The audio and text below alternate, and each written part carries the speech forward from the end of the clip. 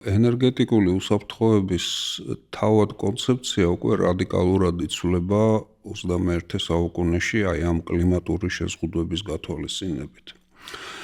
იმის გამო, რომ ევროკავშირს აქვს გამოცხადებული მიზანი 2050 წლისთვის, რომ კლიმატ-ნეიტრალური გახდეს, არ უნდა ჯამური გაფრქვევები მოხდეს მისი ნული.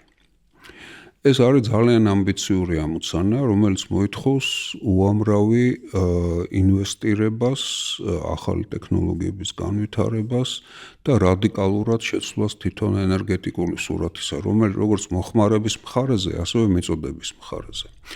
მოხმარების მხარეს ეს არის გადასვლა ელექტროფიცირება უამრავი რაღაცების, ის რაც ახლა კეთდება გაზით და ნავთობით, უნდა გაკეთდეს ელექტროენერგიით. ეს არის ტრანსპორტის ელექტროფიცირება, ეს არის გათბობის ელექტროფიცირება. ეს არის ერთი მიმართულება, მეორე მიმართულება არის ეგრეთ წოდებული მწვანე წყალბადი.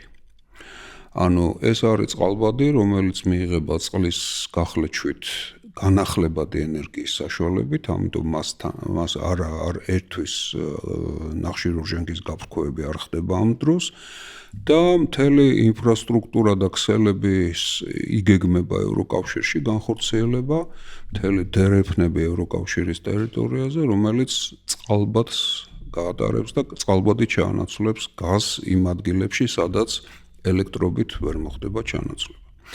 ეს ევროკავშირს რაც შეეხება საერთოდ 2050 წლამდე თქვით, რომ ეს გეგმა არის? 2050 წლამდე ევროკავშირი უნდა გახდეს კლიმატ-ნეიტრალური და სხვა საშუალება გარდა აი ამ ორი მიმართულებისა, რომ ელექტროფიცირება მოხდეს მაქსიმალურად და წყალბადით მოხდეს, წყალბადი და მისი წარმოებული შეიძლება იყოს მწვანე ამიაკი, რომელიც წყალბადიდან მიიღება, ხო?